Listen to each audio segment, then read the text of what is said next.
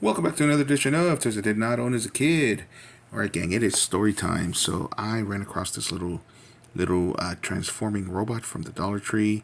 It's a little jet, and I got this, I want to say about 4 years ago when the things were still costing $1 at the Dollar Tree. I just thought it looked really cool. And this thing always reminds me of this little jet that I wanted when I was 5 years old. It was Christmas time. It was in El Salvador. I was 5 years old, and I saw this commercial where they had this little jet, and it looked like to me like the wings expanded like this guy, and they did this thing where it looked like they pushed it down, and the wings would expand. And so I told my parents that I wanted this jet, and I didn't say jet though. I said airplane, right? I said avión, so it was airplane. And they went out and they got me the most expensive tin airplane toy. This was back in the early 80s. So it was one of those toys that was made out of tin, and it was in the shape of a passenger plane, and it had all kinds of great little details in the paint. It had passengers painted on, and it had one of those motors where if you pushed it like forward, then it still kept going.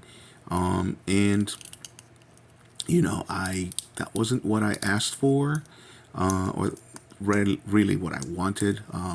There was no way they could have known if I didn't give them more details, right? And I was raised right, so I didn't complain. I just enjoyed my plane.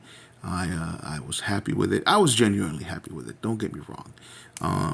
Any gift, especially a toy that I got, I was genuinely happy with it.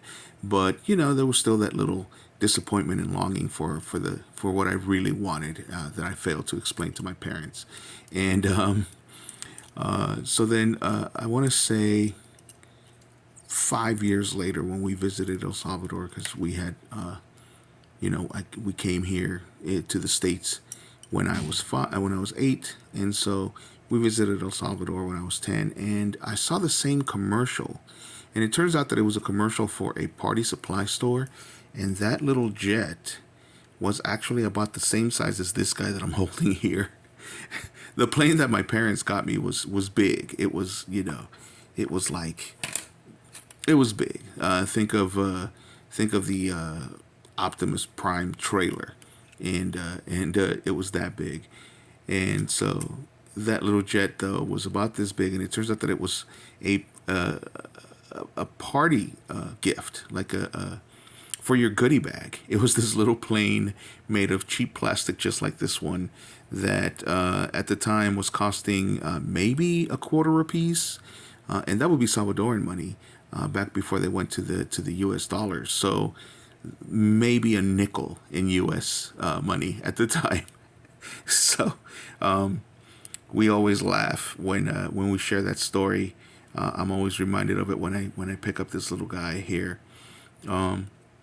And this little guy here also is responsible for my for the this latest wave of collection, because I saw this, got it, took it to work. It was decorating my cubicle. One of my coworkers saw it, and he said, "Oh, this reminds me of a GoBot." And I actually wondered how much a GoBot would cost, and I looked it up, and there were still GoBots for sale for under $10. I've been lucky enough that all the GoBots that you've seen in my videos have been under $10. Of course, they're super played with, but it doesn't matter to me.